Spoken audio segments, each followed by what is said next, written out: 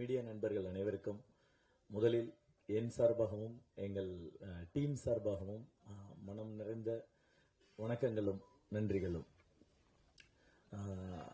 நான் பர்சனலாக சொல்லணும்னா எனக்கு புலிகேசியில் தொடங்கி இத்தனை படங்களா என்னுடைய ஒவ்வொரு மொமெண்ட்டையும் என்கரேஜ் பண்ணி என்னை வாழ்த்தி என்னை இவ்வளவு தூரம் கூட்டிட்டு வந்தது மீடியா தான். அதனால முதல்கண் என் மீடியாவிற்கு என்னுடைய மனப்பூர்வமான நன்றிகளையும் வணக்கங்களையும் தெரிவித்துக் கொள்கிறேன்.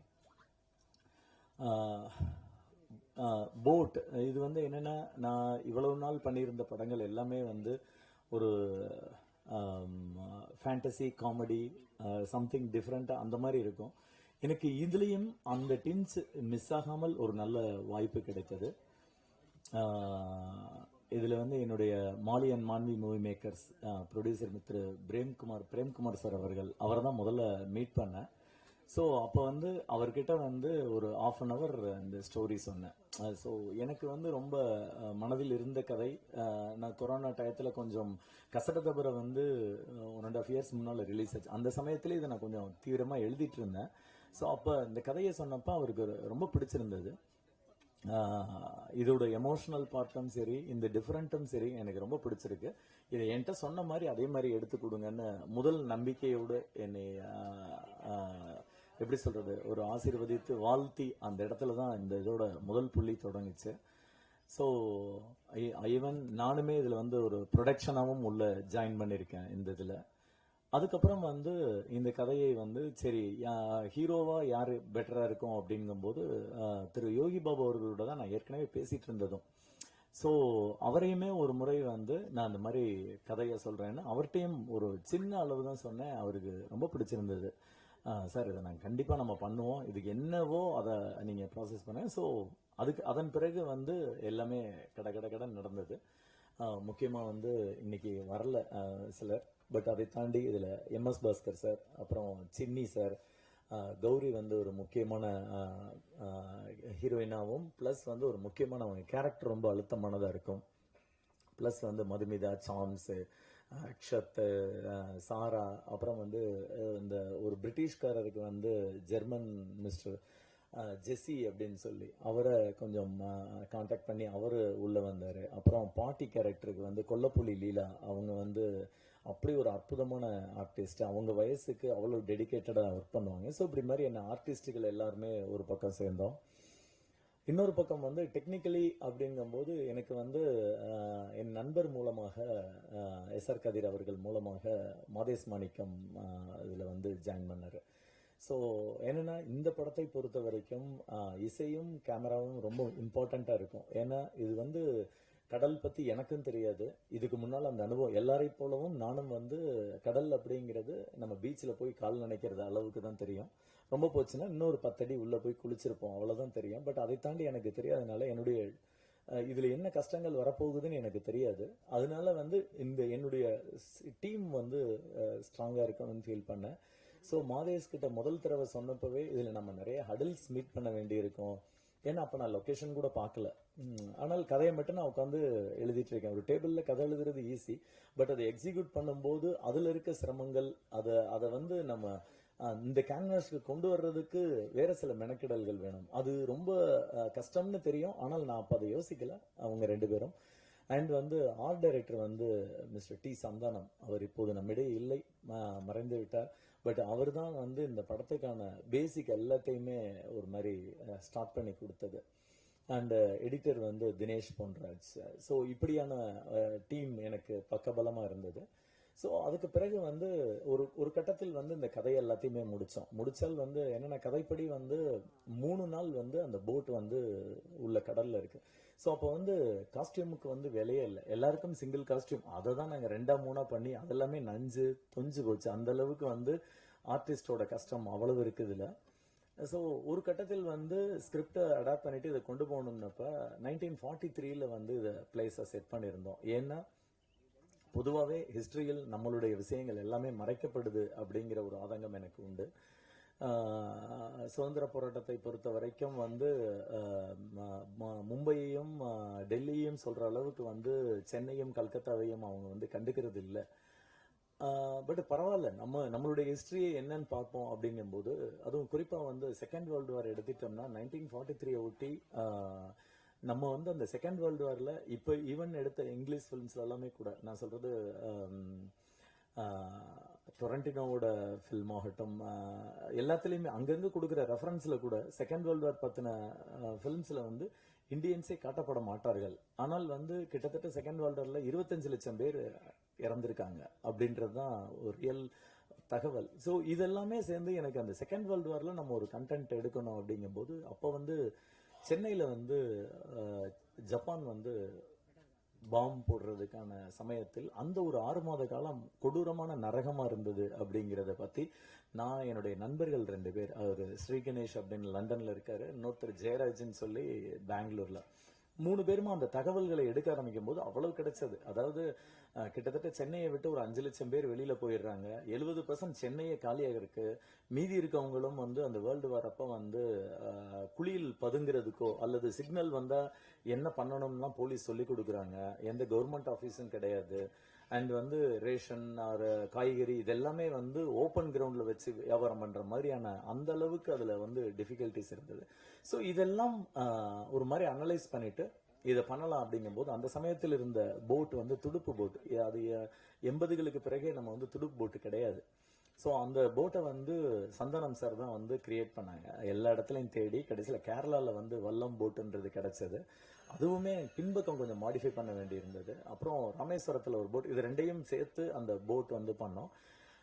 என்னன்னா எனக்கு எழுதும் போது நல்லா இருந்தது, அது ஒரு 10 பேர் உள்ள உட்கார்ந்தாலுமே. பட் எடுக்கும்போது தான் வந்து என்னை விட ஆர்டிஸ்ட் ரொம்ப கஷ்டப்பட்டாங்க. ஏன்னா நெருக்கி நெருக்கி உள்ள உட்காந்துருவாங்க, அவங்களால அசையக்கூட முடியாது. அதுக்கப்புறம் எந்த இடத்துல ஷூட் பண்ணலாம்னு கடல் தேடி கிட்டத்தட்ட தமிழ்நாடோட எல்லா கரைகளுக்கும் போனோம். ஃபைனலாக வந்து எங்களுக்கு திருச்செந்தூர் பக்கத்தில் உவரி அப்படின்ற இடம் வந்து ரொம்ப மேட்ச் ஆச்சு. ஸோ அந்த இடத்தில் கடைசியாக எங்களுடைய ஷூட்டை வந்து ஸ்டார்ட் பண்ணலான்னு. ஸோ ஷூட்டிங் வந்து நான் முதல்ல டேபிளில் எதிர்பார்த்த மாதிரியே ரொம்ப கஷ்டமாக இருந்தது.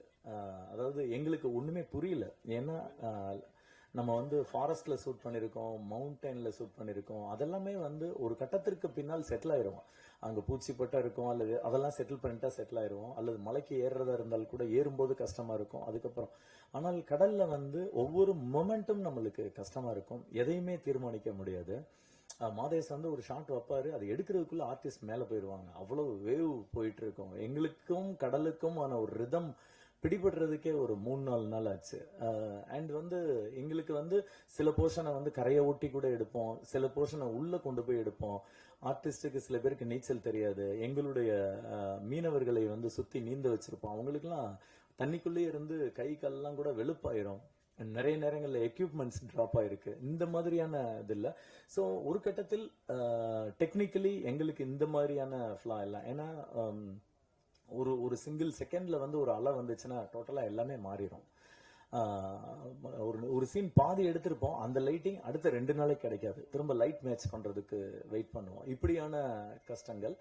ஆர்டிஸ்டை பொறுத்த வரைக்கும் என்னன்னா இது ஒரு ரொம்ப சேலஞ்சா இருந்தது. எனக்கு வந்து உள்ள போனாலே தலை சுத்தம் எல்லாருக்குமே.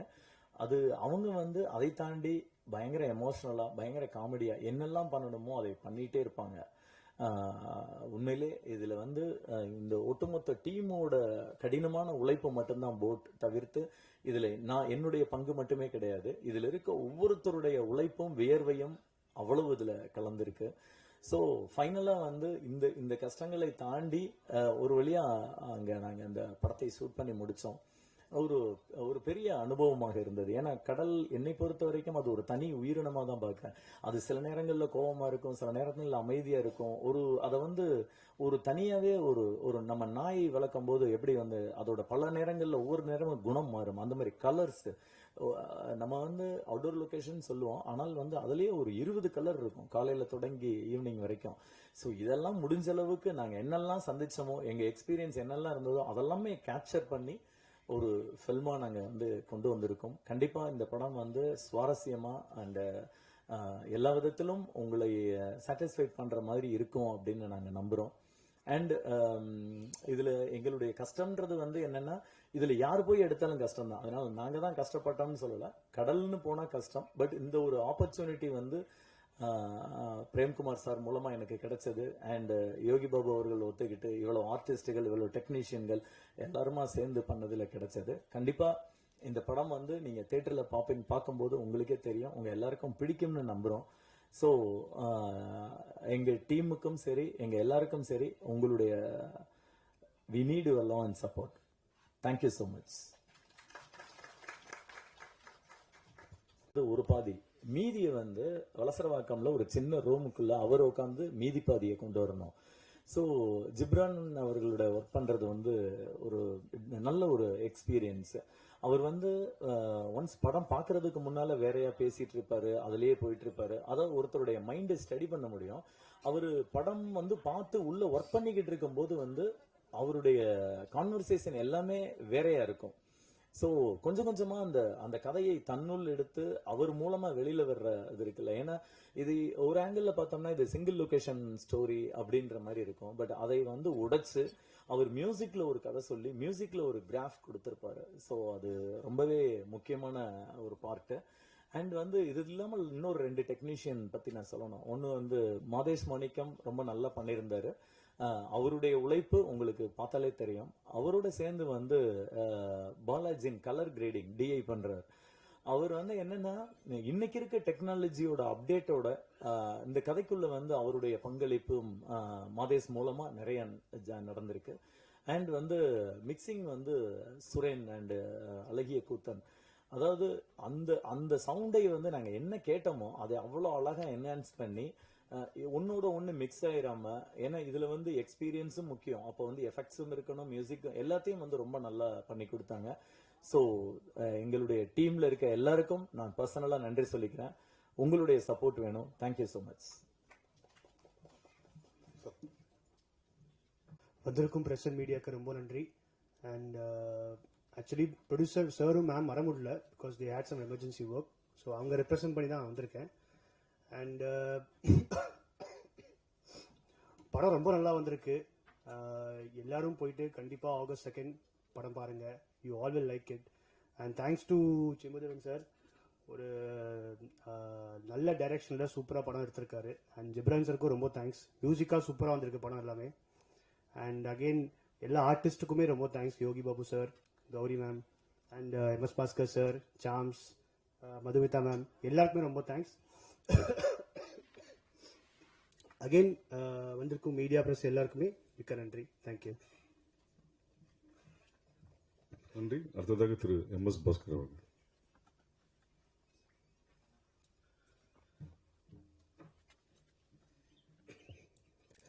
எல்லாருக்கும் இனிய மாலை வணக்கம். தம்பி அவர்களோட வந்து ஒரு 4-5 படமாக நான் ஒர்க் பண்ணிக்கிட்டு இருக்கேன். சில படங்கள் மட்டும்தான் கஷ்டப்படாமல் ஒர்க் பண்ணியிருக்கேன். அரையன் 305 கடவுள் கஷ்டம் இல்லை, ஒரு கன்னி 3 களவாணிகளும் அதில் கஷ்டம் இல்லை. ஆனால் இரும்புக்கோட்டை முரட்டு சிங்கம் ஆகட்டும், இந்த படமும் ஆகட்டும், இரும்புக்கோட்டை முரட்டு சிங்கத்தில் மேக்சிமம் குதிரை, இந்த படத்தில் போட்டு. அது ஒரு நல்ல தம்பி சொன்ன மாதிரி என்னன்னு கேட்டிங்கன்னா, அந்த கடலை கணிக்க முடியவில்லை. திடீர்னு கம்மியாக இருக்குது, திடீர்னு தண்ணி ஜாஸ்தியாக இருக்குது, திடீர்னு அலை அடிக்குது, நிற்க முடியல, உட்காந்துருந்தா கூட முதுகெல்லாம் வலிக்குது. அந்த அளவுக்கு ஒரு கஷ்டப்பட்டு, அது அவங்க ஈஸியாக சொல்லிட்டாங்க, இந்த மாதிரி வந்து டேபிளில் உட்காந்து எழுதுறது ஈஸின்னு. எழுதுறது ஈஸின்னாலும் தோணணும் இல்லையா, தோன்றது கஷ்டம் இல்லையா. தோன்றதை எழுதி அதற்கு போய் லொக்கேஷன் எல்லாவற்றையும் பார்த்து காட்சிப்படுத்தி எங்களை மாதிரி இம்சைகளை எல்லாம் ஒன்றா சேர்த்து அந்த மாதிரி கொஞ்ச நேரம் விளையாடாமல் இருங்களேன், ஷார்ட் எடுத்துக்கலாம் அப்படின்னு சொல்கிற அளவுக்கு நாங்கள் எல்லாரும் ஜாலியாக இருந்தோம். ஷூட்டிங் போன மாதிரி வந்து இருந்தாலும் நாங்கள் வந்து ஒரு ஃபேமிலியோடு டூர் போன மாதிரி தான் இருந்தது. முக்கியமாக சொல்லணுன்னாக்கா சாம்ஸு, அதுக்கப்புறமா மதுமிதா, கௌரி, அப்புறம் அந்த சின்ன குழந்தை, அந்த பையன் மச்சான் சின்னி ஜெயந்த், தம்பி யோகி பாபு, எல்லாருமா நாங்கள் போயிட்டு வந்து அந்த போட்டில் இருந்துக்கிட்டு ஒரே இது, எங்கேயும் நகர முடியாது. அது உள்ளே இருக்கும், இறங்கி போகிறதுக்கு என்ன தண்ணியில் இறங்கி போகிறதுனாக்க இப்படி அப்புறம் ட்ரெஸ்ஸு நனைஞ்சு போயிடும். அந்த மாதிரி எல்லாம் கஷ்டம் இருக்குது. அலையடிச்சதுனாக்க ட்ரெஸ்ஸு நனைஞ்சிரும். எனக்கு வந்து இன்னைக்கு வந்து தம்பிகிட்ட ஆஃபீஸில் பேசிக்கிட்டு இருக்கும்போது ஒரு கேரக்டர் சொல்லி, இந்த கேரக்டர் நீங்கள் நடிச்சிருக்கீங்களா? நாங்கள் இல்லை அப்படின்னு நான் ஒரு கேரக்டர் சொல்லி எனக்கு அதுதான் பிடிக்கும் அப்படின்னு.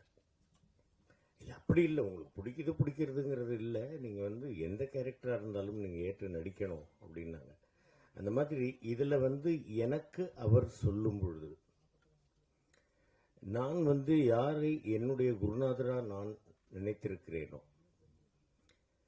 அவருடைய சீடனாகவே நடிக்கக்கூடிய ஒரு கேரக்டர். அது படம் பார்த்துக்கங்க, படம் பார்த்துட்டு சொல்லுங்க. ரொம்ப நான் ரசித்து பண்ணிய கேரக்டர்களில் இதுவும் நிச்சயமாக ஒரு முக்கியமானது. அற்புதமான வேடம், அருமையான ஒரு வேடம், உணர்ந்து நடிக்கக்கூடிய ஒரு வேடம்.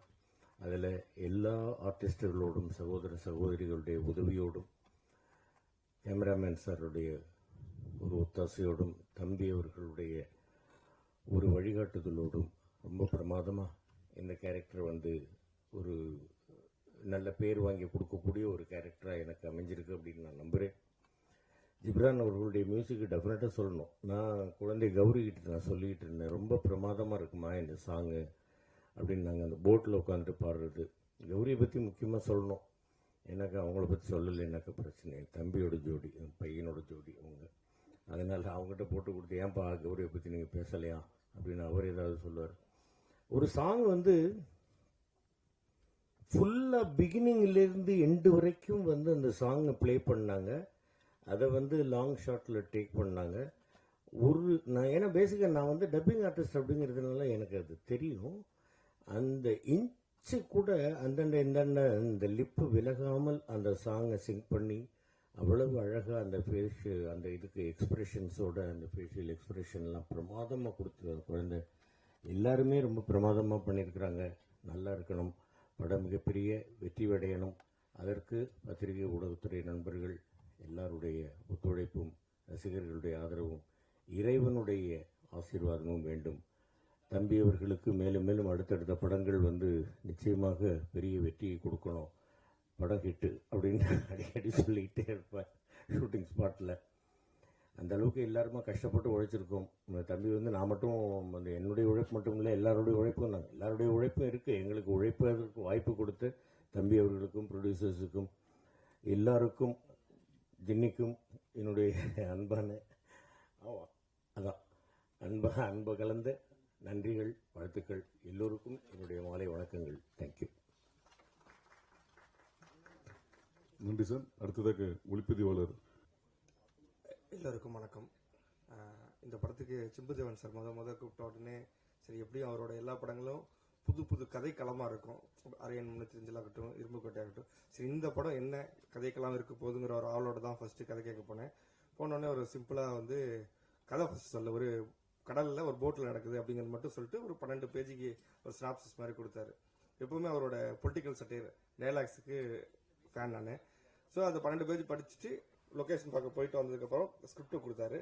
படித்து பார்த்தா இதில் ஏகப்பட்ட சேலஞ்சிங்கான விஷயம் நிறையா இருக்குது. இது நமக்கு ஒவ்வொரு படமும் ஒவ்வொரு ஜானரில் பண்ணிகிட்டு இருந்தால் நல்லாயிருக்கும்னு எக்ஸ்பெக்ட் பண்ணிட்டு இருக்கும்போது, இந்த படத்தில் ஃபுல் அண்ட் ஃபுல் கடல் அப்படிங்கும் போது பெருசாக லைட்ஸ் யூஸ் பண்ண முடியாது, நீங்கள் ட்ராக் அண்ட் ட்ராலி கூட யூஸ் பண்ண முடியாது.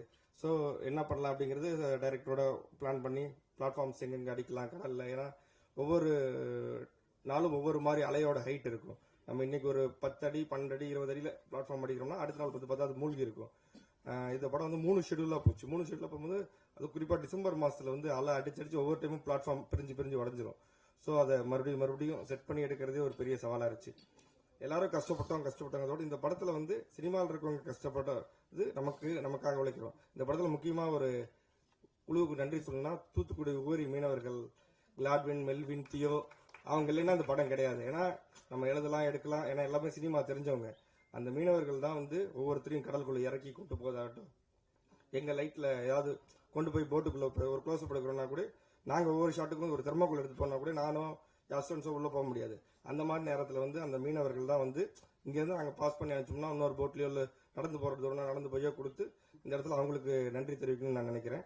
அப்புறம் வந்து சில கரையோரத்தில் இருக்கும்போது க்ளோஸ் அப் ஷாட்ஸ்க்குலாம் வந்து கடலுக்குள்ளே இறங்கி சில நேரங்களில் லைட்ஸ் பிடிக்காம இருக்கும், ஸ்கிம்மர்ஸ் பிடிக்காம இருக்கும். அப்போ அந்த லைட்மேன் டீம் அவங்களுக்கும் இந்த இடத்துல நன்றி தெரிவிச்சுக்கணும். சாதாரணமாக தரையில் ஃபோக்கஸ் பண்ணி படம் எடுக்கிறதே கஷ்டம். இப்போ போட்டு நிற்கிதுன்னா நம்ம ஒரு ஃபோக்கஸ் டிஸ்டன்ஸ் எடுத்துருப்போம், அங்கேருந்து அடுத்து டேக்குங்கும் போது அப்படி விலகி போயிடும். அதெல்லாம் கால்குலேட் பண்ணி எடுத்த என்னோட ஃபோக்கஸ் டீம், என்னோட அசிஸ்டன்ட் டீம், அப்புறம் இந்த படத்தில் வேலை செஞ்ச எல்லாருக்கும் நன்றி. குறிப்பாக நான் ஆல்ரெடி எம்எஸ் பாஸ்கர் சார் மட்டும்தான் இந்த படத்தில் நடிச்சவங்களோட ஒர்க் பண்ணியிருக்கேன் டானாக்காரனில். மற்ற எல்லாருக்கூடையும் புதுசாக இருந்துச்சு. ஏன்னா அவங்க யாருமே எனக்கு இதுக்கு முன்னாடி தெரியாது. ஆனால் எல்லாருமே ஒரு ஃப்ரெண்ட்லியாக சப்போர்ட்டிவாக இருந்தாங்க. நன்றி, தேங்க்யூ. நன்றி. அடுத்ததாக And I felt like family when I was in the boat. Very hard, like sunlight எல்லாமே. So என்ன சொல்லணும்னு தெரியல. So that's all. Thank you. First என்னோட டைரக்டர் சார் சிம்புதேவன் சாருக்கு நன்றி சொல்லிக்கிறேன். அடுத்து என்னோட ப்ரொடியூசர்ஸ் பிரபா, பிரேம்குமார் அவர்களுக்கு நன்றி. இந்த டீமில் என் கூட இருந்த ஒவ்வொருத்தருக்கும் ஆல்ரெடி நாங்கள் முன்னாடியே படங்களில் மீட் பண்ணியிருக்கோம், நிறைய பேரை பார்த்துருக்கோம், நிறைய பேர் கூட ஒர்க் பண்ணியிருக்கோம். ஆனாலும் இந்த படம் வந்து ஒரு சேலஞ்சிங்காக, ஒரு பயங்கர ஒரு நல்ல எக்ஸ்பீரியன்ஸாக இருந்தது. மேக்கிங் பற்றி நாங்கள் சொல்ல வேண்டியதில்லை, அதுக்காக இவ்வளோ ஒரு சர்ப்ரைஸான ஒரு வீடியோ கொடுத்துருப்பாங்கங்கிறது எதிர்பார்க்கவே இல்லை. எங்களோட ஒவ்வொரு முயற்சியும் ஒவ்வொரு உழைப்பும் எல்லாமே அந்த மேக்கிங்கில் நீங்கள் பார்த்துருப்பீங்க. சாரோட டைரக்ஷனில் நான் பண்ணுற 2வது படம் இது. புலியில் நான் ஒர்க் பண்ணியிருக்கேன். அதில் full and fully comedy role கொடுத்தாங்க. அதுக்கப்புறம் இந்த படத்துக்கு கூப்பிடும்போது அவங்க சொன்னது யூஸ்வலான காமெடியாக இருக்கக்கூடாது, கொஞ்சம் சட்டிலாக இருக்கணும், இமோஷனான நிறைய சீன்ஸ் இருக்குது, அதுலேயும் பெட்டராக பண்ணணும் அப்படின்னு சொன்னாங்க. அது நான் வந்து ஓகே, ரொம்ப எப்பயும் ஷூட்டிங் போகிறோம், அந்த மாதிரி இந்த ஷூட்டிங்கும் ஒரு மாதிரி இருக்கும் போது கடலில் என்ன 2 நாள் 3 நாள் எடுப்பாங்களா அப்படின்னு நினச்சோம். ஆனால் உண்மையாக சொல்கிறோம், அந்த எக்ஸ்பீரியன்ஸ் வந்து இதுக்கப்புறம் தமிழ் சினிமாவில் வேற யாருக்காவது கிடைக்குமான்னு நினச்சா கிடையவே கிடையாது. அந்த ஒரு எக்ஸ்பீரியன்ஸ் வந்து எங்கள் டீமுக்கும் எங்களோட ஆர்டிஸ்டோட டீமுக்கும் க்ரூவுக்கும் மட்டும்தான் கிடைச்சிருக்குன்னு நினைக்கும் போது ரொம்ப ரொம்ப பெருமையாக இருக்குது. நாங்கள் பட்ட ஒவ்வொரு கஷ்டமும் முயற்சியும் உழைப்பும் அந்த கடலுக்கும், முழுமையா சொல்லணும்னா அந்த கடலுக்கு, அந்த கடல் பக்கத்துல எல்லாரும் வெவ்வேறு மதத்தினர் இருந்தாலும் ஒரு அந்தோனியோ சர்ச் இருக்கும். டெய்லி காலையில போன உடனே எல்லாரும் போயிட்டு அவருக்கு ஒரு கும்பிடு போட்டுட்டு ஆரம்பிப்போம். ஒவ்வொரு நாளும் ஆரம்பத்துல 3-4 நாள்னா ரொம்ப ரொம்ப அடடா என்னடா அது செம்ம வெயில், 6 மணிக்கெல்லாம் அப்படி ஒரு வெயில் இருக்கும். அதுக்கப்புறம் என்ன பண்ணிக்கிட்டோம், நாங்கள் எங்களுக்குள்ளே அதை ஃபன் ஆக்கிக்கிட்டு சார் போயிட்டு பயங்கரமா எங்களால் என்னென்னலாம் கலாய்க்க முடியுமோ, அதாவது ஆஃப் த கேமரா பயங்கரமா எங்களுக்குள்ளேயே ஒரு காமெடியை கிரியேட் பண்ணிக்கிட்டு நிறைய ஃபுட்டு வரும் யோகி பாபு சார் கிட்ட இருந்து, அதுக்கப்புறம் எம்எஸ் பாஸ்கர் சார் கிட்ட. ஏன்னா அந்த கப்பலுக்குள்ள உட்காந்துட்டோம்னா, அந்த படகுக்குள்ள உட்காந்துட்டோம்னா உண்மையாவே கஷ்டமா இருக்கும், அப்படி திரும்ப முடியாது, அப்படி கஷ்டமா இருக்கும். ஒருத்தவங்க உட்காரும் போது இன்னொருத்தவங்களுக்கு இடம் பத்தாது, அவங்க தொட மேல நம்ம கால் வைக்கிற மாதிரி இருக்கும்.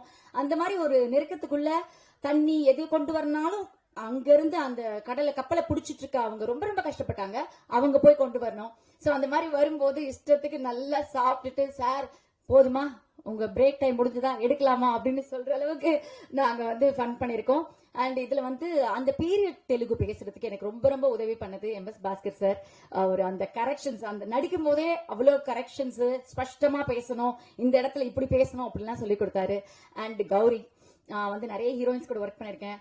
ஸோ ஒரு சிலர் இருக்க மாதிரி ஒரு சிலர் இருக்க மாட்டாங்க. இத்தனை நாள் நம்ம டிராவல் பண்ணணும், ஹீரோயின் எப்படி இருப்பாங்கன்னு பார்த்தா ரொம்ப ரொம்ப ஒரு ஹம்பிளான, ரொம்ப ஒரு ஸ்மைலிங் ஃபேஸோட, எப்ப பார்த்தாலும் கௌரியை சிரிச்ச முகமாவே பார்க்கலாம்.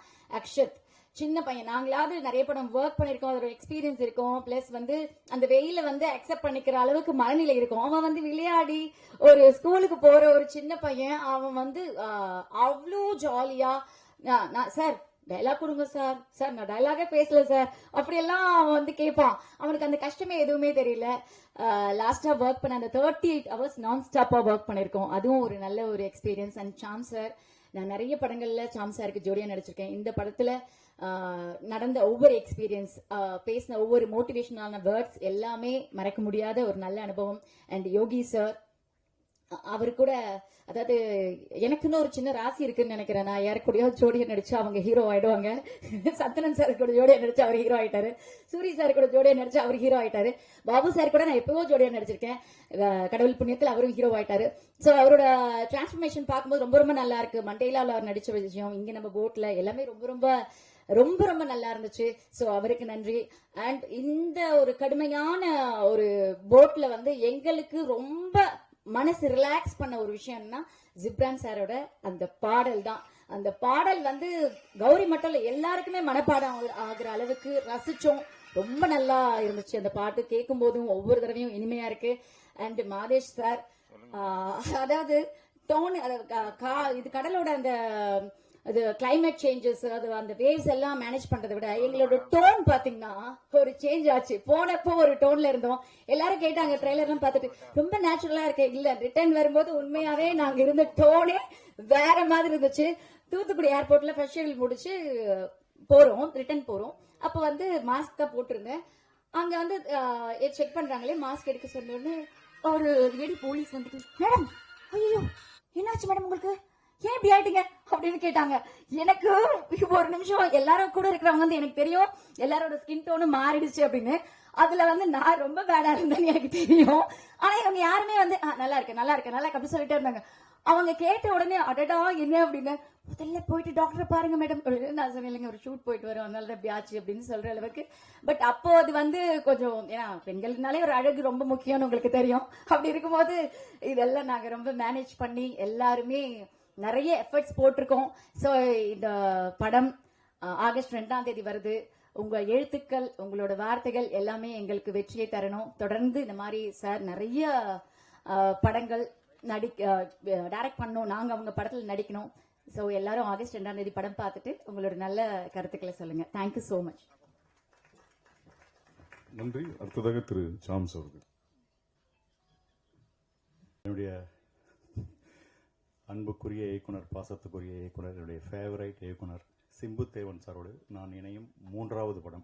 முதல் படம் அரியன் 305 கடவுள். அதில் ஜாவா சுந்தரேசன் ஒரு அருமையான ஒரு ரோல் கொடுத்தாரு. எனக்கே என்னுடைய பேரை சாம்ஸுக்கு பதிலாக ஜாவா சுந்தரேசன் வச்சிடலாமா அப்படின்ற அளவுக்கு குழப்பம் வர அளவுக்கு அவ்வளோ போகிற இடத்துலலாம் ஐடி ஃபீல்டெலாம் இருக்கிறவங்க அவ்வளோ கொண்டாடுற மாதிரி ஒரு ரோல்.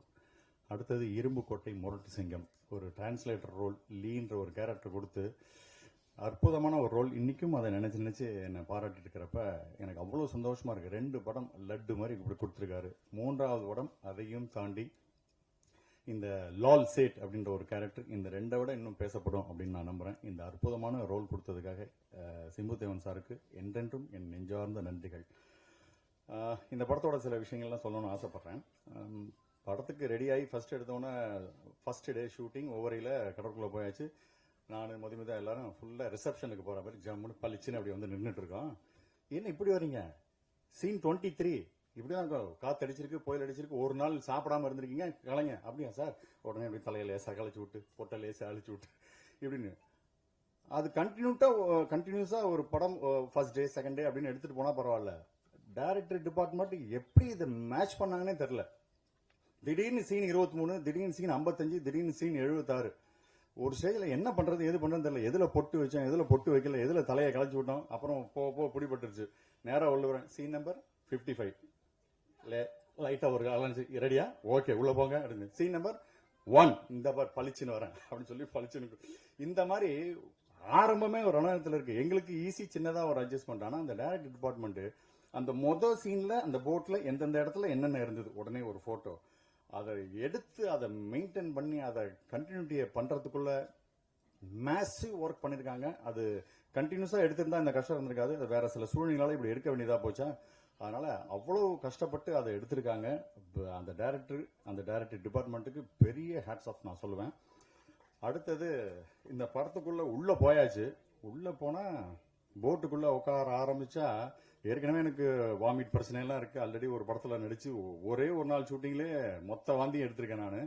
இது படம் ஃபுல்லா வரணுமே என்ன பண்ண ஒரு பயத்தோட உட்கார்ந்தேன். பட் நல்ல வேலை ஒரு மாதிரி கரையோரத்தில் இருக்கிற லேசான ஒரு அலை அப்படியே உள்ள போனா தாளாட்டிக்கிட்டே இருக்கும்.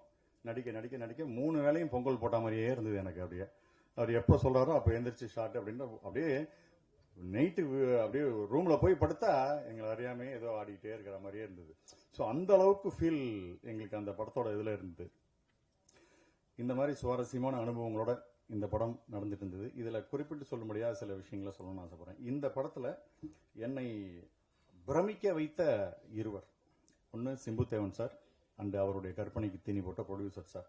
இந்த படத்தோட கதையை பத்தி சொல்லும் போதே என்ன இவ்வளவு நாள் கடலுக்குள்ளேயே இத்தனை பேரை வச்சு என்ன பண்றது ஏது பண்றது, இதை விஷுவலைஸ் பண்றதுனாலே ஒரு பெரிய கஷ்டமா இருக்கு. இதை எப்படி எடுக்க போறாங்க அப்படின்ற ஒரு பிரமிப்பு இருந்தது. இதை கேட்கறதுக்கு நல்லா இருக்கு, கடைசியே பார்க்கறதுக்கு நல்லா இருக்கும். எடுக்கிறது, அதுவும் கடலுக்குள்ளேயே எடுக்கக்கூடிய அந்த விஷயத்தை அவர் எப்படி யோசிச்சாருன்னே தெரியல. ஒரு ட்ரெஸ்லேருந்து ஆரம்பிச்சு ஒரு அந்த மேக்கப்லேருந்து ஆரம்பிச்சு எல்லாத்துலேயும் பர்ஃபெக்டாக இருக்கும். சிம்பு தேவன் சார் படத்துக்குள்ள உள்ள போனால் கற்றுக்கலாம், தெரிஞ்சுக்கலாம், நம்மளை நாம இம்ப்ரூவ்மெண்ட் பண்ணிக்கலாங்கிற அளவுக்கு ஒரு அற்புதமான அனுபவம் எனக்கு கிடைக்கும். அவர் எப்போ கூப்பிட்டாலும் ஓடி போவேன். அந்த அளவுக்கு ஒரு அருமையான ஒரு இயக்குனர், என்னை பிரமிக்க வைத்த இயக்குனர். இவருடைய இந்த கற்பனைக்கு தீனி போட்ட அருமையான ஒரு பிரேம்குமார்ங்கிற தயாரிப்பாளர். இவங்க 2 பேரும் என்னை பிரமிக்க வைத்தார்கள். அடுத்தது இந்த படத்தில் என்னை ரசிக்க வைத்த இருவர், யோகி பாபு அண்டு ஹீரோயின் கௌரி. யோகி பாபு அழகான கதைகளை தேர்ந்தெடுக்கிறாரு. பல இயக்குநர்கள்ட்ட போய் அப்படியே பண்பட்ட நடிப்பை இப்போ வெளிப்படுத்துறாரு. ஒரு டைரக்டர் ஃப்ரெண்ட்லி ஆர்டிஸ்டா ஆயிட்டார் அவர். அருமையான சட்டில் பர்ஃபார்மன்ஸ்லாம் அவர் பண்றதை பார்த்து அவ்வளோ ரசித்தேன். தேர்ந்தெடுத்த கதைகள், தெளிவான சிந்தனை, தெய்வ பக்தியோட அருமையா டிராவல் பண்ணிட்டு இருக்காரு யோகி பாபு. பிரமாதம். என்னுடைய மனமார்ந்த வாழ்த்துக்கள் யோகி பாபுக்கு. அவர் தேர்ந்தெடுக்கிற கதைகள் அவ்வளோ அற்புதமா இருக்கு. அப்புறம் கௌரி வந்து குறைந்த படங்கள் தான் பண்ணியிருக்காங்க. ஆனால் அந்த போட்டுக்குள்ள அத்தனை பேரோடையும் ஈக்குவலாக அழகாக இணைஞ்சு நடிச்சது. ஏன்னா நிறைய பேருக்கு அங்கே உள்ள இருக்கிற கொலப்புள்ளி லீலா, ஜெஸ்ஸி இவங்களுக்கெல்லாம் லாங்குவேஜ் ப்ராப்ளம் தமிழில், அது எல்லாத்தையும் டிரான்ஸ்லேட் பண்ணி அழகாக இணைஞ்சு வந்தது கௌரி. ஸோ அவங்களோட பர்ஃபார்மன்ஸையும் பார்த்து நான் ரொம்ப ரசித்தேன். அடுத்தது எங்களை எல்லாம் சிரிக்க வைத்த இருவர், சினி ஜெயின் சாரும் எம்எஸ் பாஸ்கர் சார் தான். அற்புதமான அனுபவங்களோட, அவங்களோடலாம் போட்டி போடவே முடியாது பர்ஃபார்மன்ஸில்.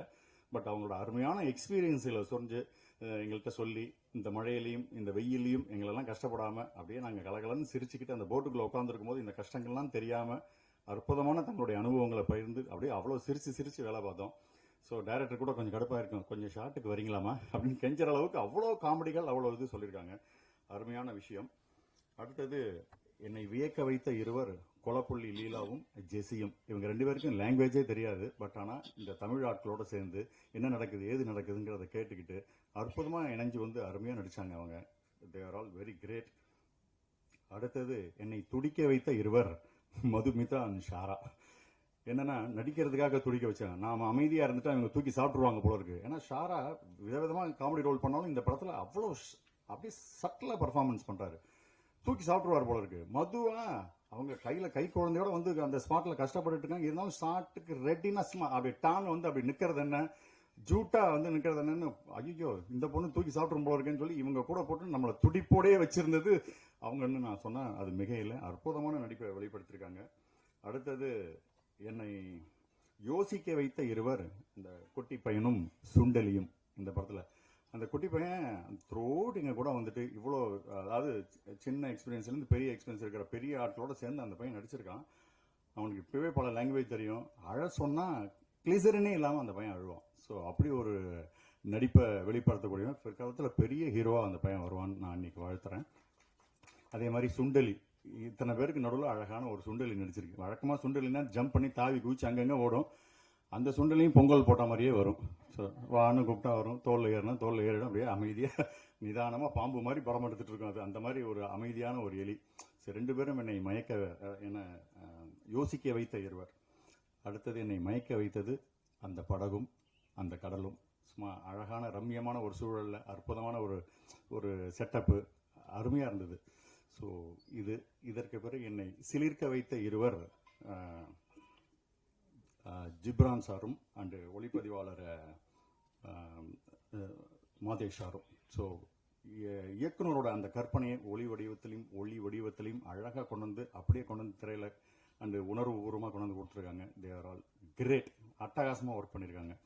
ஸோ இவர்களை தாண்டி இயக்குனர் டீம், அந்த இயக்குனருடைய வலதுகரமாக இருந்த கருப்புசாமி வேலிலேருந்து ஆரம்பித்து அந்த இயக்குனர் டீம் மற்றும் தொழில்நுட்ப கலைஞர்கள், அது மாதேஷார் சொன்ன மாதிரி அந்த மீனவர்கள், அவர்கள் மட்டும் அந்த போட்டை ஆடாமல் அது ஃபுல்லாக தண்ணிக்குள்ளேயே ஊறி போயிருப்பாங்க. அப்படியே ஊறி கையெல்லாம் சொதன்னு ஆயிருக்கும் அவங்களுக்கு. அப்படியே த்ரூ த ஷூட்டிங் அப்படி இருந்திருக்காங்க. அவங்க அற்புதமான பங்களிப்பை செஞ்சுருக்காங்க. இந்த சிம்புத்தேவன் சாருடைய அழகான கடல் சார்ந்த ஒரு கற்பனை இன்னைக்கு திரையேறப் போகிறது ஆகஸ்ட் 2. இந்த போட்டை அற்புதமாக கரை சேர்க்க வேண்டியது மீடியாவும் மக்களுடைய பொறுப்பு. நல்ல படமாக வந்திருக்கு. ரொம்ப மனசுக்கு இன்னைக்கு அந்த மேக்கிங் வீடியோலாம் பார்க்கும்போது இப்படி ஒரு உழைப்பு உழைச்சிருக்காமா அப்படின்னு சொல்லி கண்ணில் தண்ணி வந்துடும் போல இருக்கு. அந்த அளவுக்கு ஒரு அற்புதமான உழைப்பாக இருக்கு இந்த படம். அருமையாக வந்திருக்கு. நல்ல படம். கண்டிப்பாக மவுத் டாக்லேயே பரவி இருக்கும். இதுவும் நாளைக்கு ஒரு மஞ்சுமல் பாய்ஸ் மாதிரி வரதுக்கான அத்தனை வாய்ப்புகளும் இருக்கிற ஒரு படம். நிச்சயமாக அந்த படம் வெற்றி பெறும். தேங்க்யூ. நன்றி சார். எல்லாருக்கும் வணக்கம். நல்ல படங்கள்ல பாகமாகணும், அதுதான் எங்களோட. ஐ திங்க் என்ன மாதிரி ஒரு ஆக்டர், நான் எப்பவுமே ஒரு அப்கமிங் ஆக்டர் அப்படிதான் நான் என்னை ஐடென்டிஃபை பண்றேன். ஸோ ரொம்ப ப்ரௌடான ஒரு ஃபீலிங்.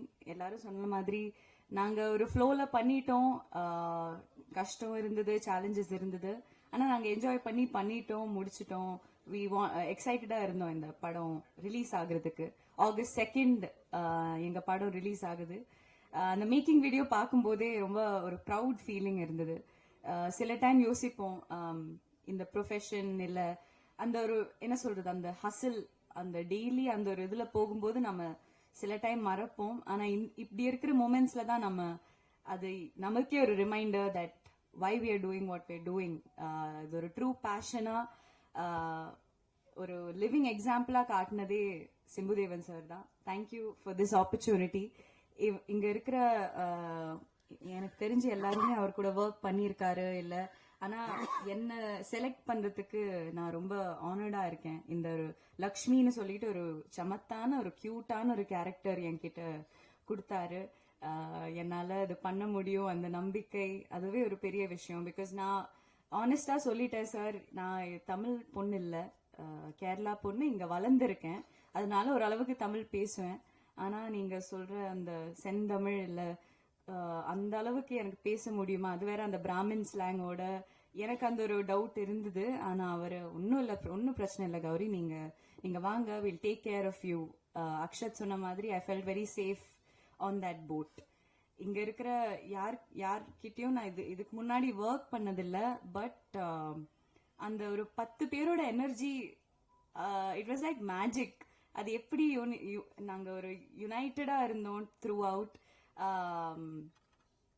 இப்போ மதுவுக்காலாம் என் சொந்த அக்கா மாதிரியே I think I got a sister for life. சத்தியமா சொல்றேன், அவங்க 1.5 வயசு குழந்தை கூட வந்தாங்க ஷூட்டுக்கு.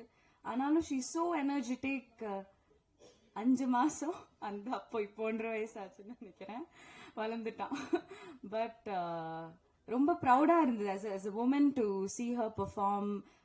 அவ்வளோ பேஷனட்டா இவ்வளோ வருஷம் எவ்வளோ பேர் கூட பெர்ஃபார்ம் பண்ணியிருக்காங்க.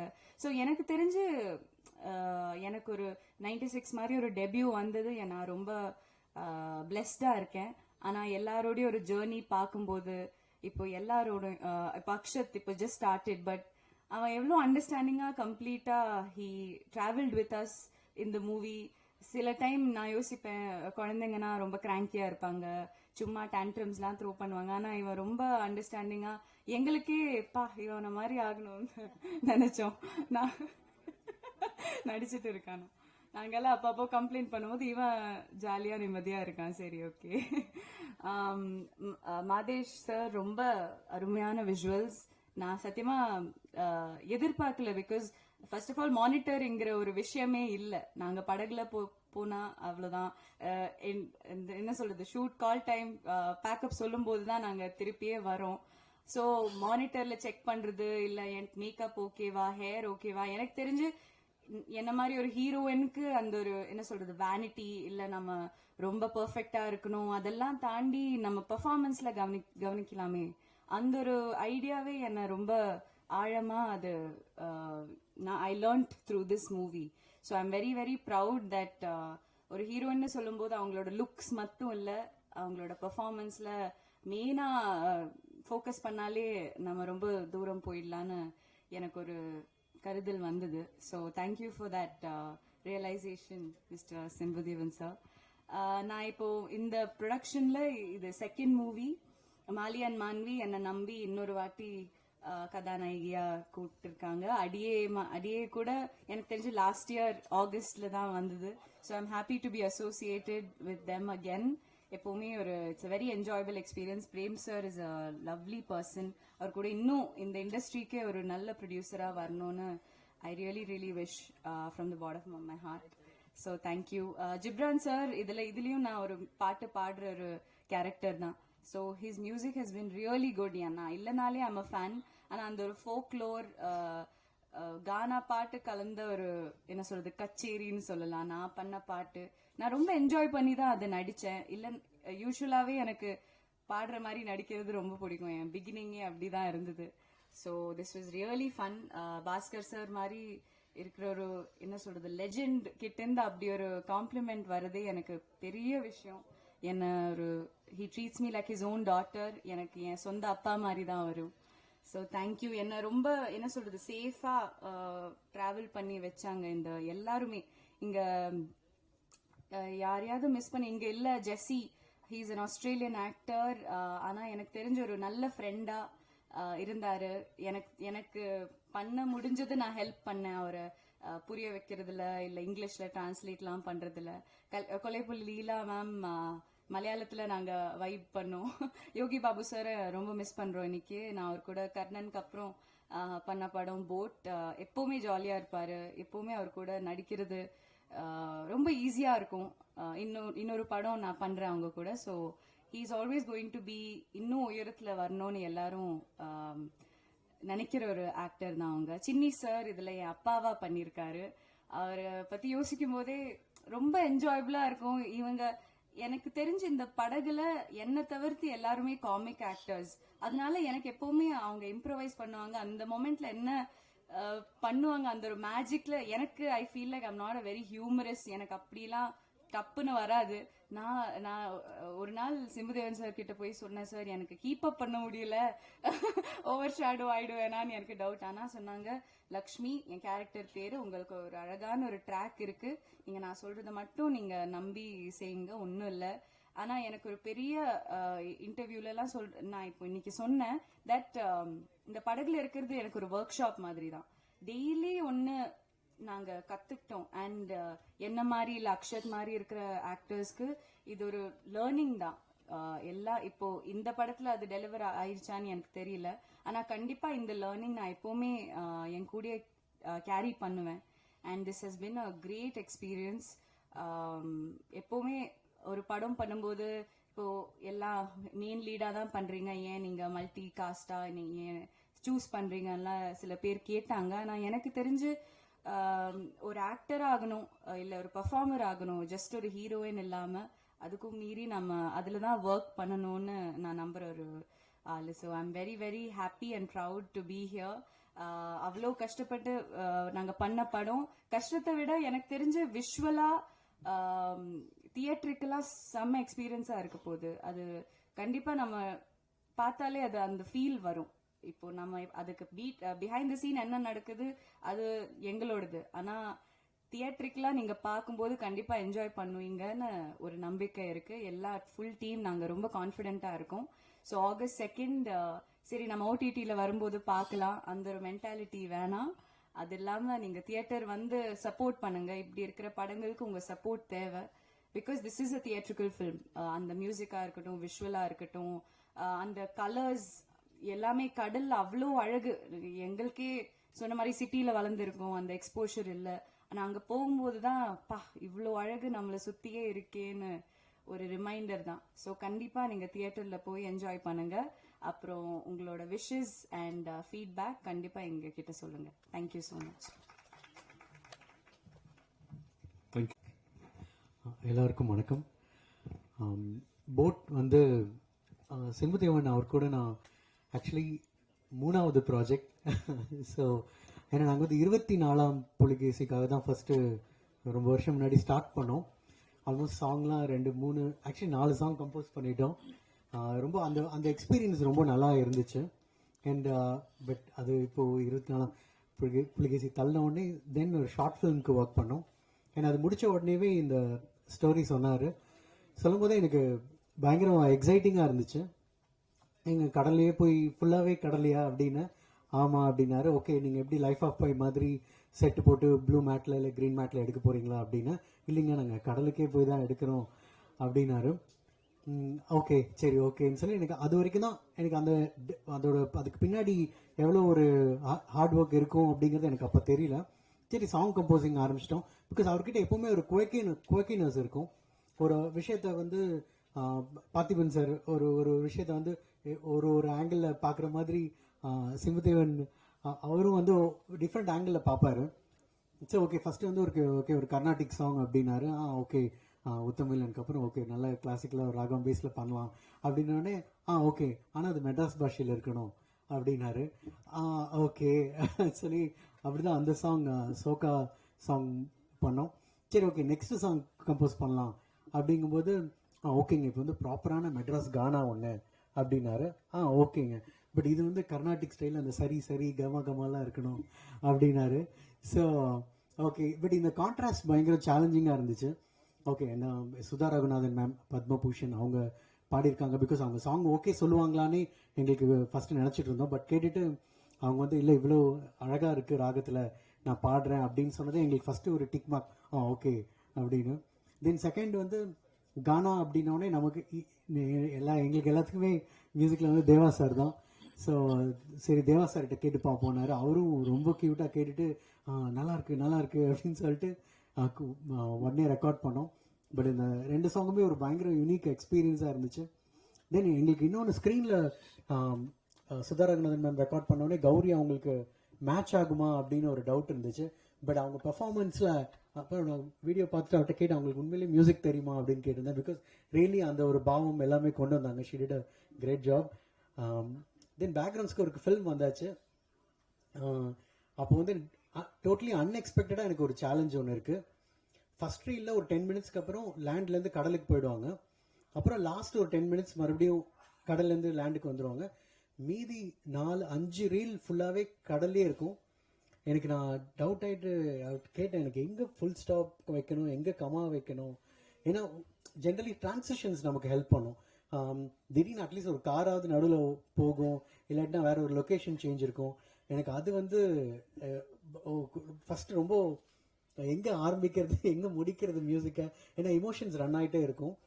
பட் அது வந்து இவங்க எல்லாரோட performance I should say hats off எல்லாத்துக்கும். ஏன்னா ஒவ்வொருமே பிகாஸ் இவங்க கியூ வந்து அவங்களோட எக்ஸ்பிரஷனில் தான் இருக்கும். ஓகே இந்த எக்ஸ்பிரஷனில் இங்கே கியூ ஆரம்பிக்கலாம், இங்கே எண்ட் பண்ணோம் அப்படின்னு. ஸோ எல்லாருமே அமேசிங் பர்ஃபார்மன்ஸ். தேங்க்ஸ் எனக்கு கியூஸ் கொடுத்ததுக்கு. அண்ட் இன்னொரு விஷயம், இந்த படம் வந்து ஒரு ப்ரொடியூசராகவும் சிம்புதேவன் அவரை நான் பார்த்தேன். அண்ட் அவர் ரொம்ப ஸ்ட்ரகிள் பண்ணதையும் இந்த சென்ஸ் எல்லாத்தையும் ஒன்று சேர்த்து எல்லா டிபார்ட்மெண்ட்ஸ்லேருந்தும் அதை ஜாயின் பண்ணி பார்க்கணுன்னு அண்ட் அந்த விஷன் ஒன்று இருந்துச்சு அவருக்கு. And through out journey because நிறைய ப்ரொடியூசர்ஸ் கிட்ட இன்ட்ராக்ட் பண்ணும்போது ஒரு இடத்துல அவங்க வந்து கொஞ்சம் ஒரு ட்ராப் ஆவாங்க. படம் ஓகே நமக்கு 1 மந்த் தள்ளுது 2 மந்த் தள்ளுதுனாலும் பட் அவரோட பாசிட்டிவிட்டி வந்து ஐ ஷுட் ரியலி சே. ஏன்னா அந்த பாசிட்டிவிட்டி தான் எனக்கும் ரிஃப்ளெக்ட் ஆகும் பிகாஸ் நாங்கள் ரீ ரெக்கார்டிங் பண்ணும்பொழுதும். அண்ட் அது I should appreciate you. And கடைசி வரைக்கும் அது இப்போ வரைக்குமே அந்த பாசிட்டிவிட்டி இருக்குது. அண்ட் ஃபில்ம் பார்த்தோன்னே எனக்கு ரொம்ப கான்ஃபிடென்ட்டாக இருக்கும். அண்ட் கௌரி சொன்ன மாதிரி திஸ் இஸ் என்ன சொல்கிறது ஒரு தேட்ரிக்கல் ஃபில்ம். அதுக்கான ஒரு வைட்னஸும் விஷுவல்லி மாதேஷ் எங்களுக்கு அது கொடுத்தாரு. அண்ட் மியூசிக்லேயும் அது நாங்கள் கொடுத்துருக்கோம். ஸோ கண்டிப்பாக தேட்டர் வந்து பாருங்கள். பட் ஏன்னா இப்போது ஐ ஃபீல் படம் எவ்வளோ பெரிய பட்ஜெட்டாக இருந்தாலுமே படம் நல்லா இருந்தால் வேர்ட் ஆஃப் மவுத்தில் ஸ்ப்ரெட் ஆகுங்கிற ஒரு பாசிட்டிவான ஒரு சுச்சுவேஷன் இருக்குது. அண்ட் அதுதான் எங்களோட நம்பிக்கை. அண்ட் படம் பாருங்கள் அண்ட் கண்டிப்பாக யூ வில் சப்போர்ட்னு எங்களுக்கு ஒரு நம்பிக்கை இருக்குது. தேங்க்யூ.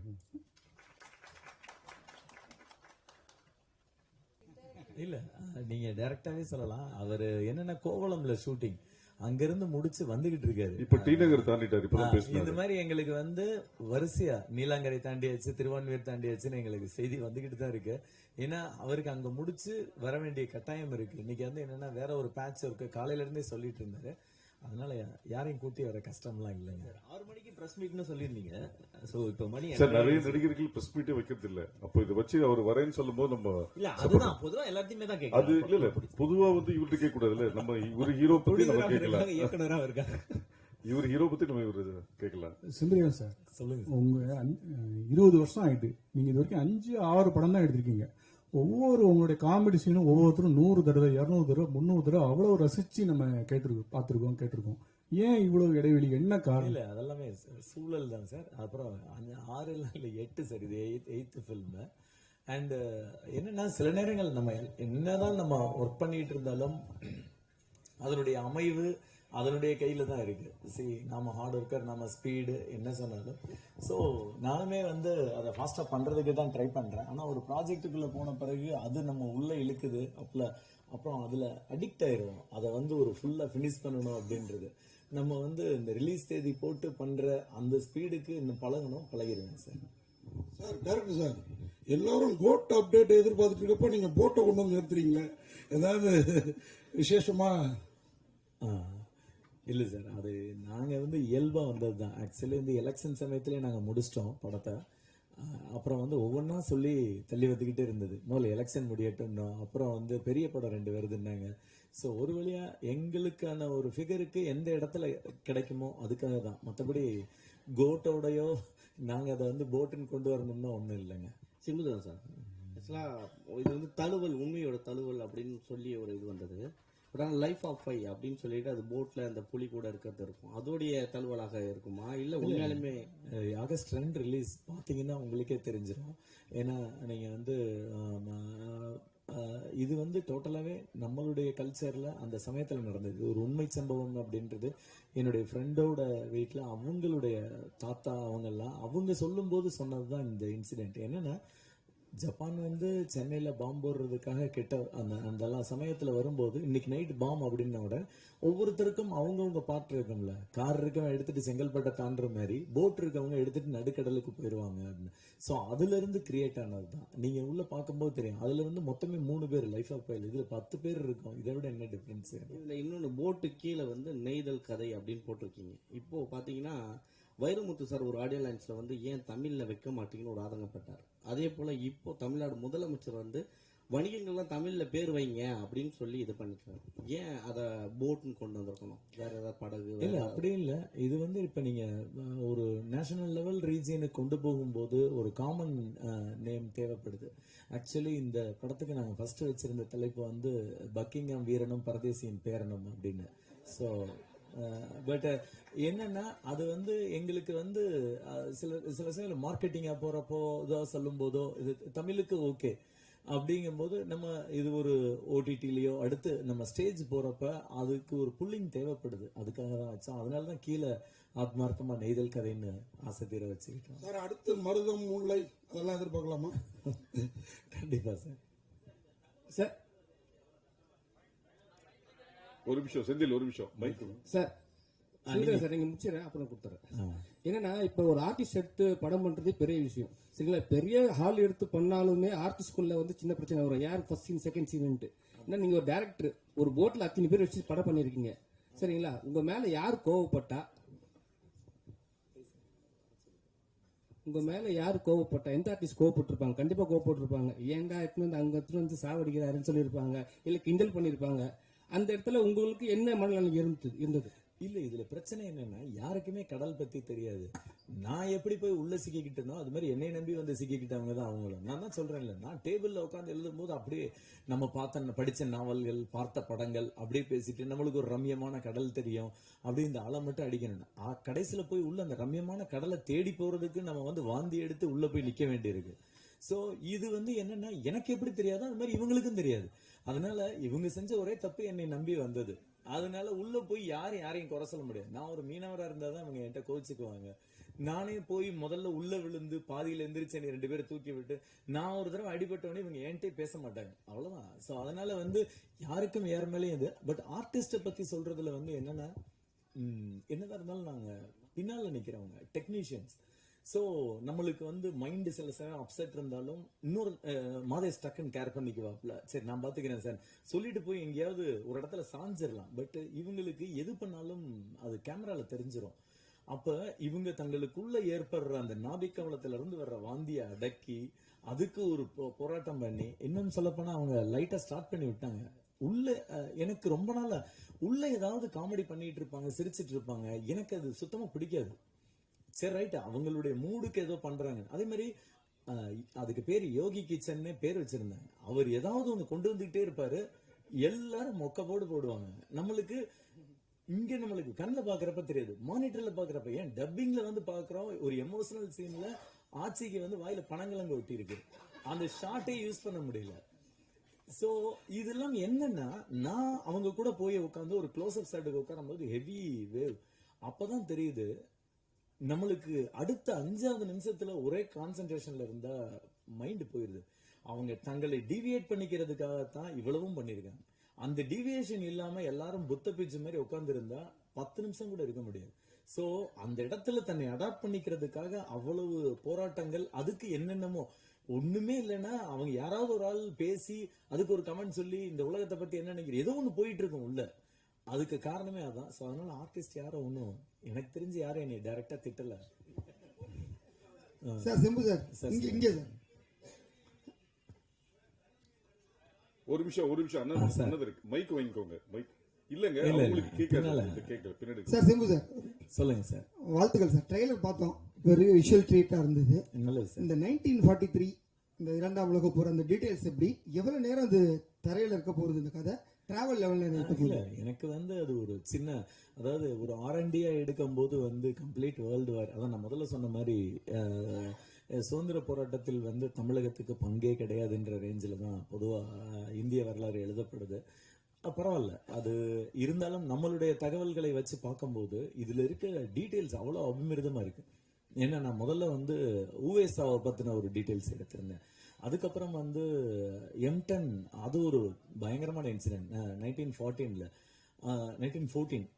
அதுக்கப்புறம் ராமானுஜன் பத்தி ஒரு ஸ்டோரி இது பண்ணிருந்தேன், கணித மேதை ராமானுஜன். இது எல்லாத்துலயுமே நம்ம அவ்வளவு கஷ்டப்படுறோம், அவ்வளவு கடந்து வர்றோம், ஆனால் இது எதுவுமே சொல்லப்படலை. அப்ப எனக்கு என்னுடைய ஃப்ரெண்டோட வீட்டுல அதை சொன்ன போது இதை காயினேஜ் பண்ணலாம்னு நான் என் ஃப்ரெண்டு ஸ்ரீ கணேஷ் அண்ட் ஜெயராஜ், அதுக்கப்புறம் இதுல கரந்தேல் ராஜேஷ், சத்ரியன், என்னுடைய கோ டைரக்டர் கருப்பசாமி, ராஜாராம், இந்த மாதிரியான எல்லாமா சேர்ந்து அந்த இடத்துல உருவாக்கணும். R&D நிறைய இருக்கலாம், பட் என்னன்னா அந்த கதை களம் நம்மளுக்கு. ஏன்னா இப்ப நம்ம அதை எடுக்க முடியாது, ஏன்னா செல்போன் இருக்கும், உள்ள போய் என்ன வேணாலும் பண்ணலாம்.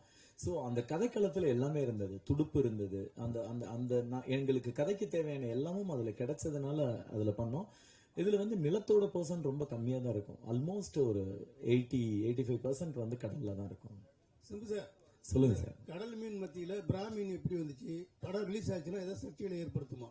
இல்ல, அது நீங்க படம் பாருங்க, அப்படியான ஒரு விஷயம்லாம் இருக்காது. ஏன்னா இதுல நாட் ஓன்லி உங்களுக்கு அது மட்டும் தெரியுது, இதுல ஒரு மலையாளி இருப்பாரு, ஒரு தெலுங்கு பொண்ணு இருக்கும், ஒரு நார்த் இந்தியன் சேட்டு இருப்பாரு, ஒரு சவுத்துல இருந்து வந்த முத்தையான்ற ஒரு கேரக்டர் இருக்கும். ஸோ இப்படியான பல கலவைகள்ல அதுவும் ஒண்ணு, அவ்வளவுதான். அதுல ஒரு மீனவர் இருப்பாரு, அவங்க பாட்டி இருக்கும்.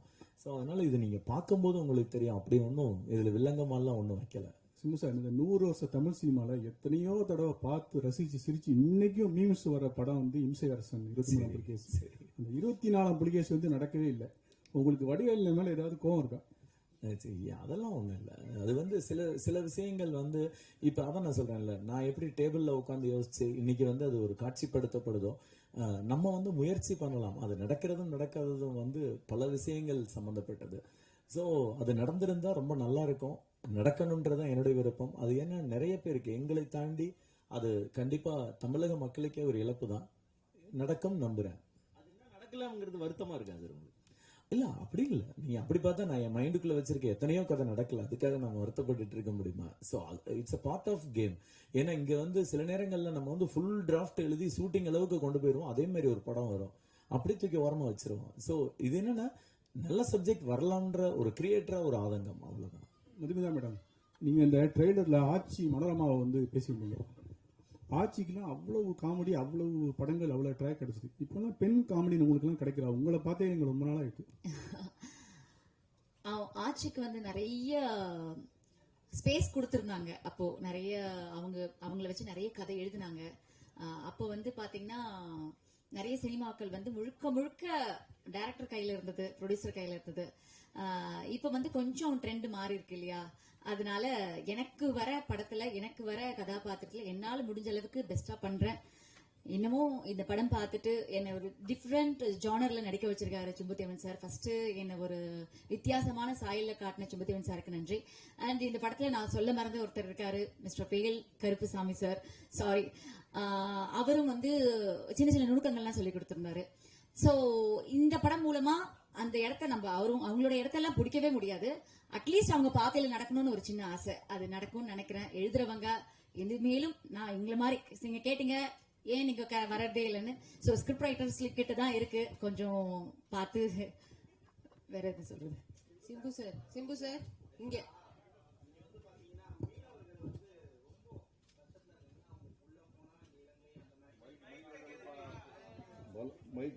நீ கேட்டு நீ பேசு. சிம்பு சார், யோகி பாபு சார் செம்ம பிஸி. அந்த பிஸில உங்களுக்கு ஷெட்யூல் கிடைச்சிச்சா? இல்ல அவரு நீங்க செம பிஸினால அவருக்கு வாரத்துக்கு மாசத்துக்கு ஒரு 2 படமாவது வரத்தானே செய்யுது. ஸோ அது கொஞ்சம் முன்ன பின்ன ஆகும். பட் அவர் அதை அட்ஜஸ்ட் பண்ணி கரெக்டா டேட்லாம் கொடுத்துடுறாரு. அவர் பிஸியா இருந்தாலும் அது அவர் பிஸி வந்து அவருடைய கஷ்டம். அவர் டே நைட்டா ஒர்க் பண்ணலாம். சம்டைம் ஃபிளைட்ல இருந்து வந்து அப்படியே வந்து விழுந்து தூங்காமலே ஒர்க் பண்ணிட்டு இருப்பாரு. பட் அந்தந்த படத்துக்கு டேட் கொடுத்துட்டா அதை ஹானர் பண்றது அது அவர் கண்டிப்பா பண்ணாரு எங்களுக்கு. சிம்பு சார், மீனவர்கள் வந்து அந்த எம்ஜிஆர் ஒரு பாட்டு பாடி அந்த கஷ்டத்தை காமிச்சிருப்பாரு. ஸோ நீங்க வந்து இதுல படகுல காமெடியா கொஞ்சம் எடுத்துட்டு வரீங்க. ஸோ அவங்களுடைய கஷ்டங்கள் உங்க கண்ணு முன்னாடி தெரிஞ்சுதா? சார் அதான் நான் சொல்றேன்ல, நான் போய் முதல் லொகேஷன் பார்க்க ஆரம்பிச்சதுல இருந்தே எங்களுக்கு அந்த பெயின் இருந்தது. அப்புறம் இந்த கதையோட கோர் வந்து அந்த பெயின் சம்பந்தமான ஒரு விஷயம் தான் பேசும். அது நான் ட்ரெய்லர்ல என்னால சொல்ல முடியாது. பட் நீங்க ஃபுல் படமா பார்க்கும்போது இதோட எண்டு போய் அங்கதான் முடியும். அவங்களுடைய பெயின் தான், ஒரு மீனவனுடைய வலி, அவங்க அதுவும் குறிப்பா மெட்ரோபாலிட்டன்ல இருக்கவங்களுடைய அந்த கஷ்டம் அப்படிங்கிறது. ஸோ கண்டிப்பா வந்து எங்களுக்கு எல்லாருக்குமே, ஏன்னா இவர் பேசும்போது சொன்னார்ல நம்ம கேமராமேன், ஏன்னா அங்க எங்களுக்கு எத்தனை பேருக்கு நீச்சல் தெரியும் தெரியாது எல்லாமே தெரியும். ஏன்னா கடலுக்கும் நம்மளுக்கும் சம்பந்தமே இல்லை. நாம ரொம்ப சொகுசா இங்க தரையில வாழ்ந்துட்டு இருக்கோம். ஸோ அங்க போறப்ப அந்த 6 மீனவர்கள் இல்லைன்னா இந்த 150 பேரும் வேலையை பார்க்க முடியாது. அவங்க தான் ஃபுல்லா நீந்தி கடலுக்குள்ளே இருப்பாங்க. ஈவன் நாங்க சில சமயம் உள்ள போறப்ப கூட நம்மளை கூல் பண்றதுக்கு அவங்க குதிச்சு நீந்தி போட்டை இப்படி திருப்பி அதெல்லாமே. ஸோ கண்டிப்பா அவங்களுக்கு நாங்க இந்த இடத்தில் தலை வணங்குறோம். அந்த 6-7 மீனவர்களும் சரி, அந்த மீனவ கிராமமும் இல்லாட்டி இந்த படமே கிடையாது. அவங்களுக்கு நன்றி. ஸோ இந்த பாவா இவரு MS பாஸ்கர் இருக்கார்ல, அவர் வந்து ரைட்டர் பாவா செல்லதுரை மாதிரியே அந்த ஒரு கட்டமைப்புல அந்த கெட்டப்லாம் இருக்கு. ஸோ அது எந்த மாதிரியான ஒரு கெட்டப்னு தெரிஞ்சுக்கலாமா? இல்ல MS பாஸ்கர் சாருக்கு வந்து என்னன்னா, அவர் இதுக்கு முன்னால பண்ணாத ஒரு கேரக்டரா ஒரு கெட்டப் இருக்கணும்னு நினைச்சோம், அவ்வளவுதான். இப்ப ஒவ்வொருத்தரையுமே கொஞ்சம் கொஞ்சம் முன்பின் பாத்துறாதபடி மாத்தலாம். இப்ப சான்ஸ் எப்படி மாத்தலாம், மது எப்படி மாத்தலாம் தோணுல, அப்படி வந்ததுதான். அது பர்பஸா வந்து பாவா செல்லத்துறை மாதிரி இல்லை, அவரும் என்னுடைய நண்பர் தான், ஆனா அப்படியே பண்ணல சார்.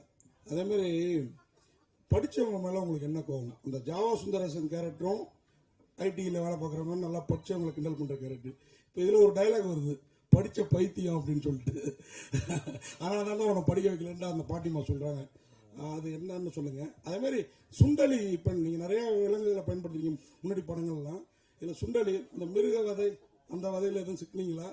ஏன்னா அவர் ஓப்பனா உண்மையான சுண்டலி சொன்னாரு சாம் சார். ஆமா சாம்ஸ்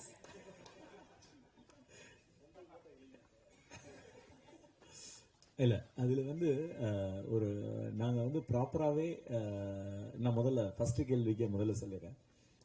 ஜாவா சுந்தரேசன் அப்படிங்கிறது வந்து அந்த கட்டமைப்பில் அன்னைக்கு இருந்த ஒரு கேரக்டரோட உருவகப்படுத்துறது. இப்போ வந்து நீங்க அதை கரெக்டா சொல்லணும்னா, ஒரே லெவல்ல படிப்போம், காலேஜ்ல ஒன்னா ஃப்ரெண்டா இருப்போம், கெமிஸ்ட்ரியில இருப்பான், பிசிக்ஸ்ல இருப்பான், கம்ப்யூட்டர் சயின்ஸ்ல இருப்பான், தமிழ்ல இருப்பான்.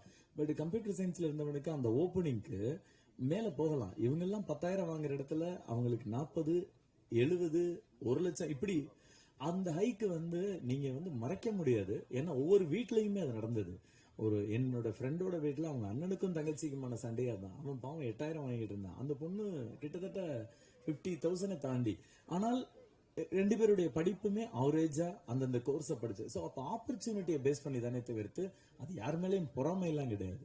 ஸோ அதை எக்ஸாகரேட் பண்ணி, ஏன்னா சமுதாயத்தில் எல்லார் வீட்லையும் நடந்த சண்டை அது, எல்லார் வீட்லையும் நடந்த சந்தோஷம் அது. ஸோ அதை வந்து கேரக்டரா பண்ணணும்னு தான் பண்ணோம். மற்றபடி இதுல ட்ரெய்லர் பார்த்துட்டே வந்து படிச்சவங்களுக்கு மேலாம் நான் எதிரியான்னு கேட்டேன். இப்படி படம் ஃபுல்லா பாத்தீங்கன்னா தெரியும். அது வந்து என்னன்னா, ஓவரா படிச்சவங்க சம்டைம்ஸ் பிளேடு போடுவாங்கல்ல, அதை பேஸ் பண்ணதுதான். அவங்க எல்லாத்தையும் கொட்டிடணும், தனக்கு தெரிஞ்சதெல்லாம் காமிச்சிடணும்னு உணர்ச்சி வசப்படுறது அதுதான். மற்றபடி நாங்க வந்து ப்ராப்பரா டாக்டர் வச்சு அந்த இலிக்கு வந்து ஒரு அனிமல் வெல்ஃபேர் போர்டுல இருந்து அவங்க வந்து பார்த்து இப்படி எல்லாம் தான் பண்ணது. அதனால சாம்ஸ் கொஞ்சம் உணர்ச்சி வசப்பட்டு சொல்லியிருப்பாரு, அவரை மன்னிச்சிருங்க. சிம்பு சார், எப்பவுமே வந்து நாங்க சிம்புதேவன் படம்னாவே நாங்க பேனர் பார்ப்போம். என்னன்னா சிம்புதேவன் இயக்கத்தில், சரிங்களா, அப்புறம் வடிவேல் நடிக்கும் தான் போட்டிருக்கீங்க. இதுல என்ன சார் வந்து யோகி பாபுவின் சிம்புதேவனிஸ் போட்டிருக்கீங்க? ஏன்னா இது வற்புறுத்தலின் காரணமாக போட்டிருக்கீங்களா? ஏன்னா வடிவேலை விட அவர் கொஞ்சம் பெரிய ஆள் ஆயிட்டுன்னு சொல்லிட்டு அவர் போட்டிருக்கீங்களா? அதெல்லாம் இல்லைங்க. இது ரொம்ப நான் இது வரைக்கும் நீங்க இப்ப சொல்ல விட்டு தான் நானே பாக்குறேன். நானு அது ரொம்ப கேஷுவலானது. என்னன்னா ஒரு மேல எப்பயும் வந்து ஒரு இந்த இந்த இந்த படத்தோட செல்லிங் எலிமெண்ட்னு ஒண்ணு இருக்கு.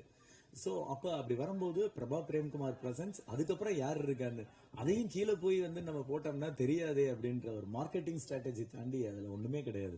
ஏன்னா இங்க பேர் வந்து முக்கியம் இல்லை. நீங்க அங்க போட்டா மட்டும் படம் ஓடிடுமா என்ன? படம் நல்லா இருக்கணும், அது நல்லா நடிக்கணும், இவ்வளவு விஷயங்கள் இருக்கு. சோ இது ஒரு டிசைனரை கேட்க வேண்டிய கேள்வி நானும் கேட்டுருக்கேன். சிம்பு சார், சார் சொல்லுங்க சார் ப்ளீஸ். ஓவியரா இருந்து பத்திரிகையிலிருந்து இயக்கத்துக்குள்ள வந்துட்டீங்க. இத்தனை வருஷம் வாழ்க்கையில இத்தனை படங்கள் செய்திருந்தாலும் உங்க நீங்க நினைச்ச அந்த பேர் புகழ் இது ஓவியத்தை விட இதுல நிறைய கிடைச்சிருக்கு அப்படின்னு நினைக்கிறீங்களா? சார் நான் வந்து அடிப்படையில் ஒரு பத்திரிகையாளர் சார். நான் வந்து சப் எடிட்டராக இருந்தேன் விகடனில். ஸோ நான் வந்து இந்த மாதிரி சினிமாவுக்கு போகிறேன்னு அப்போ வந்து பாலு சார் இருந்தாங்க. ஸோ பாலசுப்ரமணியன் அவர்கள் அவர்கிட்ட சொன்னப்போ தான், நீங்கள் வந்து எங்கே வேணாலும் எப்படி வேணாலும் போயிருக்கலாம், ஆனால் வந்து உங்களுக்கு கார்ட்டூனிஸ்ட்னு இங்கே கிடைக்கிற இந்த திருப்தி வந்து வேற எங்கேயும் கிடைக்குமான்றது என்னால் சொல்ல முடியாது. பட் உங்கள் முடிவை எடுத்துக்கோங்கன்னு. ஏன்னா நான் அடிப்படையில் அங்கே கார்ட்டூனிஸ்டாக இருந்தேன். ஸோ எனக்கு வந்து, ஆனால் நான் உள்ள வந்ததே வந்து சென்னைக்கு வந்தது ஒரு இயக்குனர் அப்படின்ற மைண்ட் செட்டில் வந்ததுனால என்னால் அதுலேயும் கொஞ்சம் பண்ண முடிஞ்சது, அவ்வளோதான். நான் வந்து என்ன கார்ட்டூனிஸ்டாக மட்டுமே ஆகணும்னு நான் வரல. அதனால எனக்கு இந்த எண்டில் நான் இது ஒரு பயணம் தான். இதுவும் எனக்கு இன்னும் நான் எவ்வளோ தூரம் போகணும் என்னெல்லாம் தீர்மானிக்கல. ஒரு பழமொழி சொல்லுவாங்கல்ல, வடக்கு நோக்கி போக வேண்டியவன் தெற்கில் வெகு தொலைவு நடக்க வேண்டும்னு. நான் இன்னும் தெற்கில் நடந்துகிட்டு இருக்கேன், போய் ரீச் ஆவேன்னு நம்புறேன். மதுமிதா மேடம், நீங்க பேசுறப்போ நீங்க பேசுறப்போ என் கூட நடிச்சவங்க எல்லாம் ஹீரோ ஆயிடுவாங்க, அவங்க பேர்லாம் சொன்னீங்க. உங்க கூட நடிச்சு நிறைய படத்துல நடிச்ச சாம்சங் ஹீரோ ஆயிட்டாரு. 2 படம் நடிச்சிருக்காருங்க. அதான் ஹீரோ ஆயிட்டாரு. அவர் பேரை சொல்லவே இல்லையே. அது மறந்துட்டு நீங்க வந்து வருத்தப்பட்டேன். இப்ப சொல்லிடுறேன், 2 படம் நடிச்சிருக்காருங்க. அவரும் ஹீரோவா நடிச்சிருக்காரு, ஜுஜுபின்னு. பட் எனக்கு எப்போ அந்த ராசி வரும்னு தெரியல. யார் கூட நடிச்சா நான் ஹீரோயின் ஆவன்னு தெரியலங்க. அதே மாதிரி நீங்க இப்ப நடிப்பு கம்மி பண்ணது குழந்தை இந்த விஷயங்களாலயா? ஏன்னா நாங்க ரொம்ப உங்களை ஆட்சிக்கு அப்புறம் எதிர்பார்த்தோம். அந்த பொண்ணு சொன்ன மாதிரி இல்ல சார், நான் நிறைய படம் நடிச்சிருக்கேன். கொரோனாவால சில படங்கள் இன்னும் ஸ்ட்ரக் ஆயிருக்குன்னு உங்களுக்கு தெரியும். அண்ட் வந்து குழந்தை பிறந்ததாலையும் ஒரு காரணம் இருக்கு சார். நன்றி. சிம்பு சார், சார் காலையில ஆடியோ லான்ச்னு ஹீரோ வரல. அது அவங்க மேடையில இருக்க ப்ரொடியூசர்ல இருந்து எல்லாருமே மாறி மாறி பேசிட்டு இருந்தாங்க. ஓகே, இப்பயும் ஹீரோ இல்ல நீங்க இப்ப பாருங்க, அந்த சர்ப்ரைஸ் உங்களுக்கு வரும். வந்துகிட்டாரு, நாங்க சொல்லிட்டே இருக்க மாதிரி இன்னும் சில நிமிடங்களில் நுழைவார். இல்ல இது வந்து இவங்களா பேசிட்டு இருக்க, அதனால பேச்சு நீ இல்ல. பத்திரிகை உங்களை நீங்க கேள்வி கேட்ட மாதிரி எல்லாரும் கேள்வி கேட்கறது தான் இருக்கு. இப்ப இல்ல அதுக்கு தான் நான் சொல்றேன். அவருக்கு தெரியாது, எனக்கு தெரியும். இப்பதான் யோகி பாபு பேசினாரு. கேகே நகர் தாண்டிட்டாரா, நீங்க சாப்பிட்டு முடிச்சு போறதுக்குள்ள உங்களை பார்த்துட்டு தான் போவாரு. மெயினாவா பாலா பார்த்துட்டு போறேன்னு சொன்னாரு. இல்ல அவரு வந்து நான் ஜாயின் பண்ணிக்கிறேன், யாரையும் வெயிட் பண்ண வைக்காதீங்க, ஆல்ரெடி 8:30 மணி ஆயிடுச்சு, சாப்பிட சொல்லிடுங்க, எல்லாரையும் பார்த்துட்டு போறேன்னு சொன்னாரு. அதனால வந்திருந்து ஊக்கப்படுத்திய அனைவருக்கும் நன்றி, வணக்கம். ஜினேந்திரன் அண்ணா சார், நவநீத் சார் உட்காருங்க சார். பத்திரிகையாளர்கள் அனைவருக்கும் மனமார்ந்த நன்றி. தயாரிப்பாளர் சிம்புதேவன், யோகி பாபு சார்பாக நன்றி. பிரஸ் மீட் விஷயமா இன்னைக்கு 6 to 9 இருக்குன்னு சொன்ன போது யோகி பாபு சார் அந்த ப்ரொடக்ஷன் கம்பெனியில் கேட்டுட்டு, இல்லை சார் நீங்க வர முடியலன்னு சொல்லலாமான்னா, இல்லை பத்திரிகையாளர்கள் முடிச்சு சாப்பிட்டு போறதுக்குள்ள நான் வந்துடுவேன், எனக்காக யாரும் வெயிட் பண்ண வேணாம், நான் சொன்னபடி வந்துடுவேன் சொல்லி பத்திரிகையாளர்களை சந்தித்து விட்டு தான் போவேன்றதுக்காக திருப்பி இங்கிருந்து கிளம்பி முட்டுக்காடுக்கு நைட் ஷோ திருப்பி போறாரு.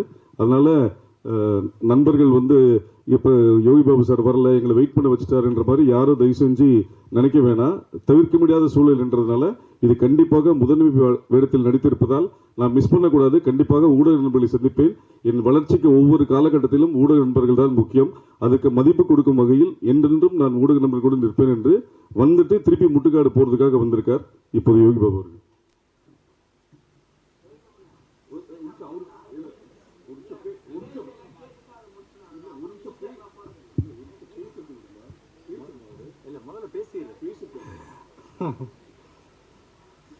ஜாலி இல்லை.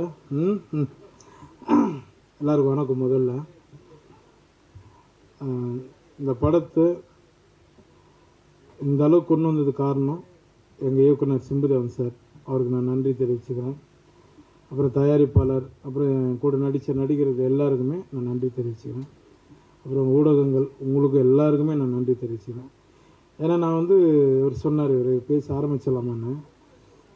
முந்தா நாள் வந்து நான் என்ன பண்ணேன், குற்றாலத்தில் ஷூட்டிங்லேருந்து 10 மணி நேரம் காரில் ட்ராவல் பண்ணி போய் தான் நம்ம ப்ரொமோஷன் அந்த காலேஜில் வந்து ப்ரொமோஷன் பண்ணுறேன். சரிங்களா? எல்லா கம்பெனிலும் எல்லாருமே எல்லா டைமும் அட்ஜஸ்ட்மெண்ட் பண்ண மாட்டாங்க. சரிங்களா? என்னோடய சுச்சுவேஷனில் அங்கே அதுமாதிரி மாட்டிட்டேன். ஏன்னா அந்த ஹீரோனிக்கு வேறு கல்யாணம் ஆக போகுது இன்னும் 2-3 நாளில். அதனால் அவங்க பேக் பண்ணி சீக்கிரம் போகணும்னு சொல்லிட்டாங்க. நான் அதனால தான் திரும்ப அவங்களுக்கு முடித்து அனுப்பிச்சிட்டு நான் திரும்ப நாங்கள் ஷூட்டிங் போனோம். அதனால் நீங்கள் எல்லோரும் யாரும் என்னை தப்பாக நினைக்க வேண்டாம். எப்போவுமே உங்கள் சப்போர்ட் எனக்கு வேணும். ரொம்ப ரொம்ப நன்றி. ஜிப்ரான் சார் வாங்க சார், மியூசிக் டைரக்டர், மதுமிதா எல்லோரும் வாங்க. ரொம்ப ஹார்ட் ஒர்க் பண்ண படம் இது. நீங்கள் தான் எடுத்துன்னு போய் தேட்டரில் இது பெரிய அளவில் கொண்டு போய் வெற்றியடை செய்யணும். ரொம்ப ரொம்ப நன்றிங்க. எல்லோரும் ரொம்ப நன்றி. மன்னிச்சிருங்க இதை லேட்டாக இருந்தால் ரொம்ப சாரிங்க. தேங்க்யூ.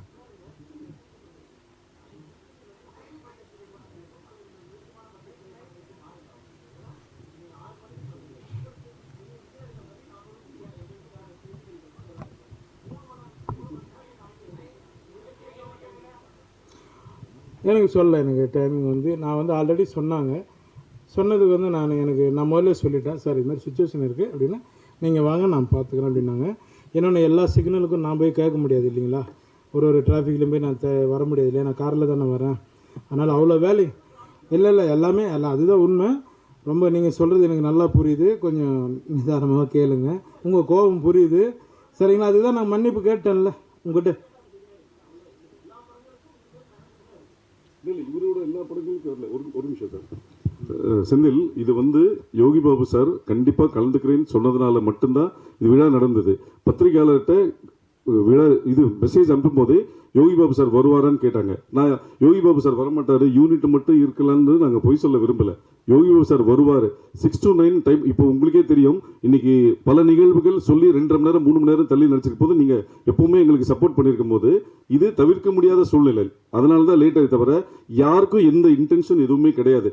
நீங்கள் பெரிய இப்போ நீங்கள் சொன்னீங்க இது சின்ன பட்ஜெட் படம், பெரிய பட்ஜெட் படங்களுக்கு இதே மாதிரி பெரிய பட்ஜெட் படங்கள் சமீபத்தில் நடந்த எல்லாத்துக்குமே நீங்கள் எப்படி அட்ஜஸ்ட் பண்ணி சப்போர்ட் பண்ணீங்களோ அது மாதிரி இதுவும் மன்னிச்சிருங்கன்னு அவர் சொல்லிட்டார். அதனால தயவு செஞ்சு சப்போர்ட் பண்ணுங்க, அவ்வளவுதான். மற்றபடி இது தாமதத்தை நியாயப்படுத்தவில்லை. தாமதம் ஆகிவிட்டது. ஃபர்ஸ்ட் நாங்கள் யூனிட் வச்சு மட்டுமே பண்ணலான்னு சொல்லும் போது யோகி பாபு சார் சொன்னார், இல்லை சார் உங்கள் டைம் என்னென்ன சார் 6 to 9 6 to 9 வர முடியாது, நீங்கள் ப்ரெஸ்ஸில் ரிக்வஸ்ட் பண்ணுங்க, அவங்க இருக்கிறாங்கன்னு சொல்லுங்க, நான் வந்து அவங்க சாப்பிட்டு முடியறதுக்குள்ள வந்து ஒரு ஹலோ சொல்லிட்டு போறேன்னு சொன்னார். அது சொல்றதுனால வந்துடுறேன்னு சொன்னார், வந்தார். அதனால அனைவருக்கும் நன்றி, வணக்கம். மற்றபடி எந்த விதமும் யாரையும் காக்க வைக்க வேண்டும் என்பது இந்த படக்குழுவினருக்கோ யோகி பாபுக்கோ யாருக்குமே எதுவுமே கிடையாது, எந்த இன்டென்ஷனும் கிடையாது. இப்போ நீங்க சொல்ற மாதிரி டிராபிக் இருக்கு, உங்களுக்கும் பல நம்மளோட செய்தி ஊடகங்கள் இது இருக்கு, அடுத்த நியூஸ் ஃபைல் பண்ண அடுத்த இது போகணும். அதனால யாரையும் காக்க வைக்க வேண்டும் எந்த ஒரு இன்டென்ஷனும் கிடையாது. எங்களுக்காக வெயிட் பண்ணியிருந்த அனைவருக்கும் நன்றி, வணக்கம். நன்றி, எல்லாருக்கும் நன்றி. தேங்க்யூ. ரொம்ப நன்றி. வருகிறேன். மறைவாகவே இருக்கட்டும் செய்யுது. நன்றிப்பா.